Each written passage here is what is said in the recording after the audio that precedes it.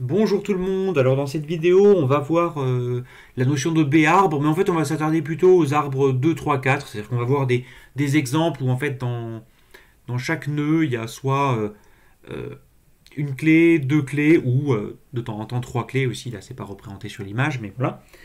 Donc du coup ce qui est chouette en fait ça étend la notion d'arbre binaire de recherche, mais c'est toujours équilibré. Alors ça étend la notion d'arbre binaire de recherche. Pourquoi? Parce qu'en fait, vous voyez que on peut avoir plusieurs nœuds dans un, on peut avoir plusieurs clés pardon dans un nœud. Et donc du coup, on n'a pas juste une clé là. Donc on a par exemple là on a 13. Ici on a les plus petits que 13. Là on a les plus grands que 13. Mais ils doivent aussi être plus petits que 16. Et là on a les plus grands que 16. Voilà. Alors là, j'ai dit, on a les plus petits que 13, mais ils sont quand même plus grands que 10. Hein, parce que là, on a de ce côté-là tous ceux qui sont plus grands que 10. Enfin bon, vous avez compris, ça généralise les arbres binaires de recherche. Voilà, alors il y a quelques propriétés importantes. Euh, tous les nœuds en fait contiennent au moins une clé, ça c'est important. Et en plus, toutes les feuilles sont à la même profondeur. Voilà. Et donc du coup, dans cette vidéo, on verra comment on fait pour ces structures de données, comment on fait pour insérer une clé quelconque. On verra aussi que la hauteur en fait est finalement logarithmique et donc toutes les opérations d'insertion et aussi de suppression sont efficaces, hein, sont en temps logarithmique. Et on verra aussi comment supprimer. C'est assez technique, mais on va y arriver. Voilà.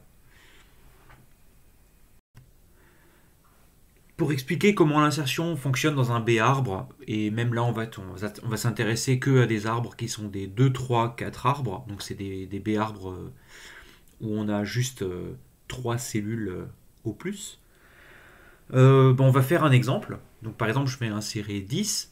Donc insérer 10 ça se fait à la racine, tout va se faire à la racine au début. Je vais insérer 8 par exemple. Voilà. Maintenant, je vais insérer 15.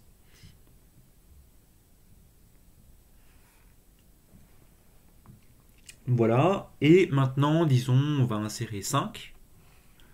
Alors là, ce qui se passe, c'est que la racine, elle est complète. Il n'y a plus de place. D'accord. Donc en fait, ce qu'on fait, c'est qu'on éclate la racine. Donc pour faire ça, en fait, on va conserver la valeur qui est au milieu, là, dans la racine. Et on va mettre 8 ici, on va mettre 15 ici, et on va mettre des pointeurs, peut-être le 10, bon je vais le mettre dans la première case, et on va mettre des pointeurs ici. Donc ici c'est un pointeur qui va pointer en fait vers tous les éléments qui sont plus petits que 10, et ici on a un pointeur qui va pointer vers les éléments qui sont plus grands que 10. Donc maintenant que j'ai fait ça, je peux insérer 5 dans la racine. Alors pourquoi on a éclaté la racine? En fait on l'a fait parce qu'en fait on va éclater les nœuds plus tard aussi potentiellement, des nœuds qui sont en dessous. Et donc en fait ça permet d'avoir de la place dans la racine pour pouvoir faire remonter des éléments. Mais on va le voir un peu plus tard. Donc là je vais insérer 5.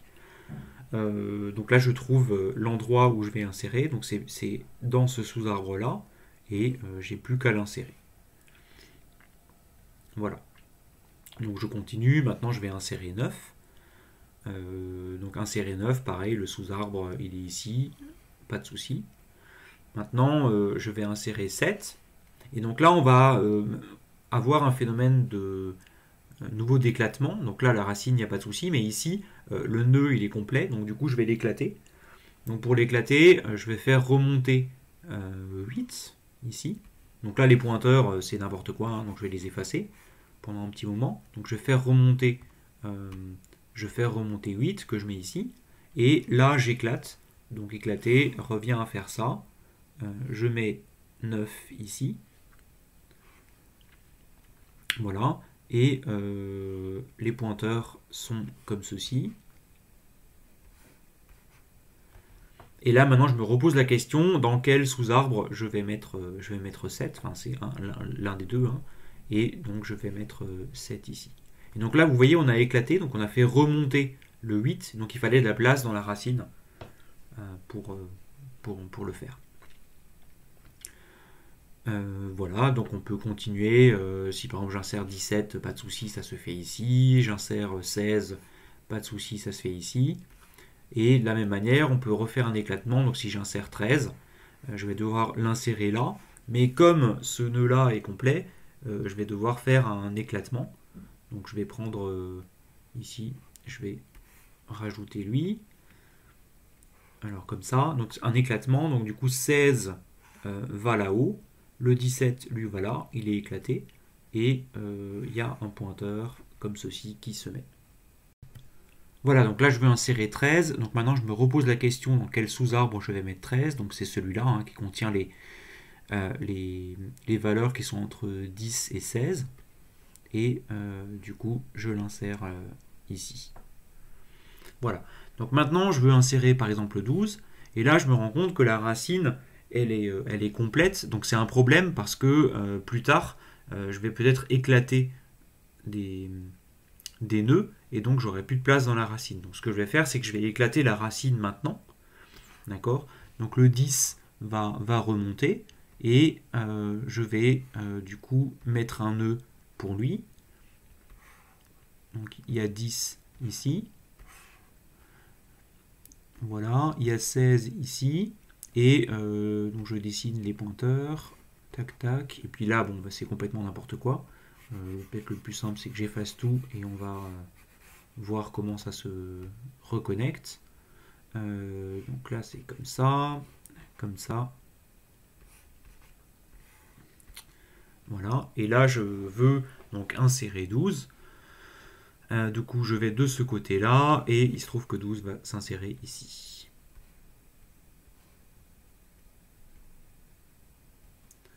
Alors, insérons 11. Comme ça, on va encore faire un petit peu d'éclatement. Donc, c'est de ce côté-là. De ce côté-là, je dois le mettre ici. J'éclate.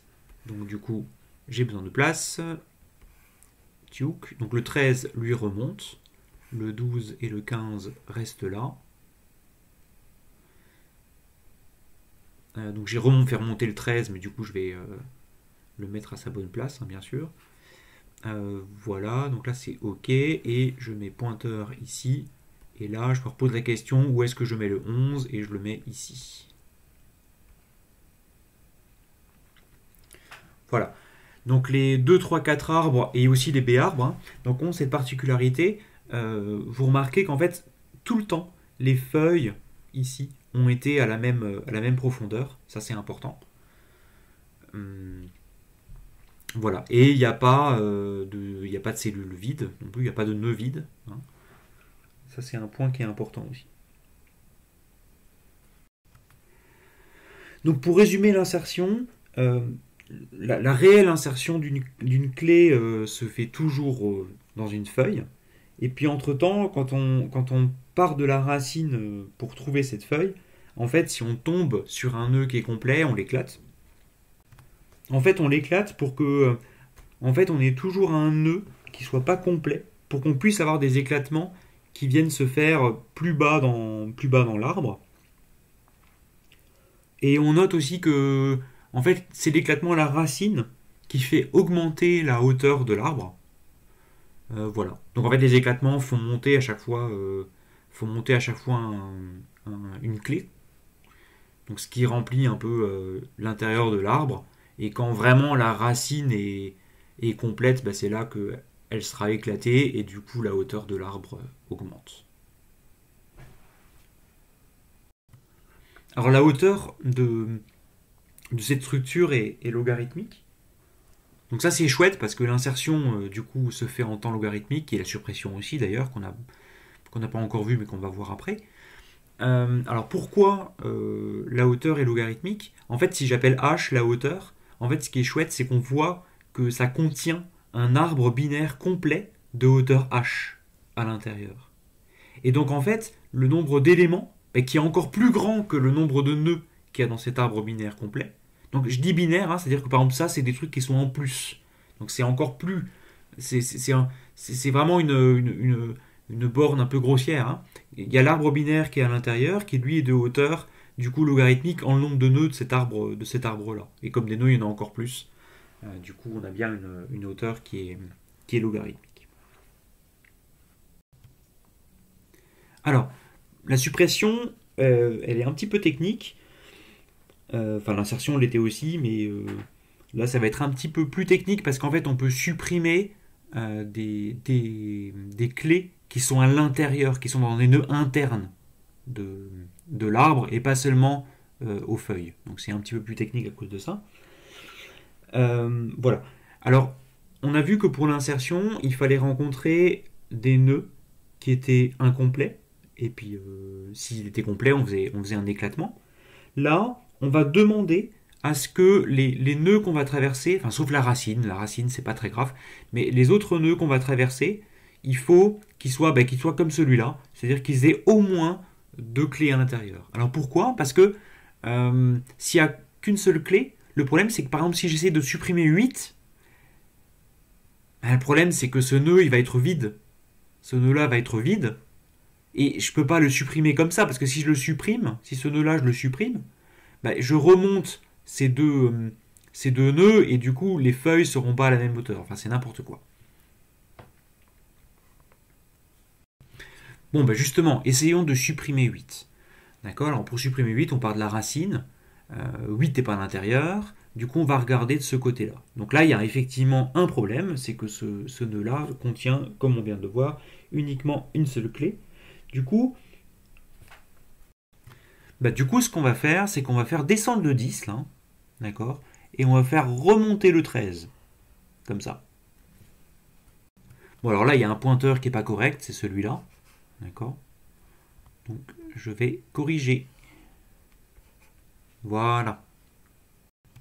Voilà. Alors maintenant, pour supprimer 8, en fait, on va supprimer le maximum dans ce sous-arbre-là. Donc en fait, c'est un algorithme qui est similaire à celui qu'on est en train de voir, d'accord, qui demande de la même façon si on réaliserait cette suppression du maximum depuis la racine, c'est pas grave, et puis quand on descend, on vient réparer pour que les nœuds qu'on croise aient au moins deux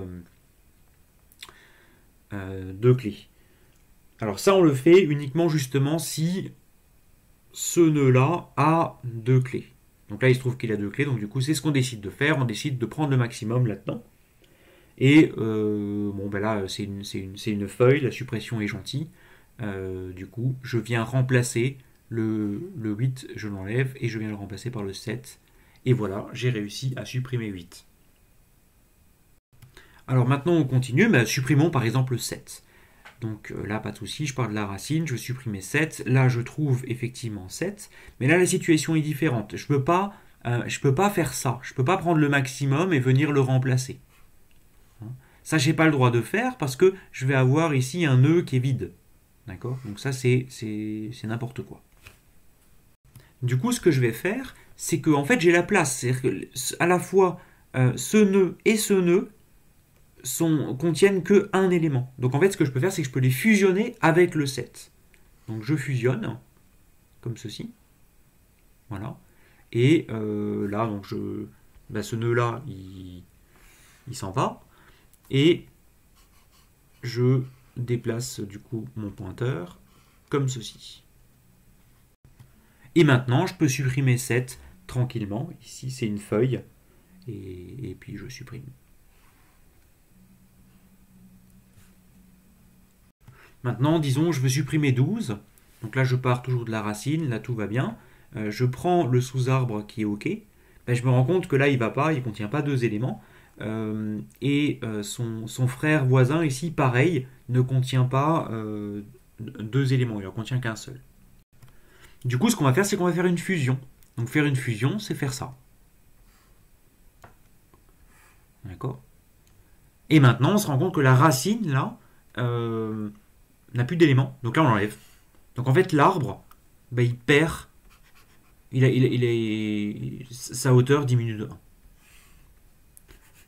Voilà. Et maintenant, on va s'occuper des pointeurs. Du coup, là, c'est comme ça.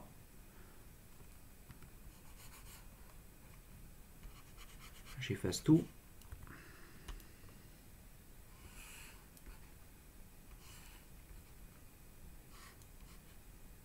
comme ceci. Voilà. Et maintenant, je veux effacer... du coup, je veux effacer 12. Donc j'efface là-dedans.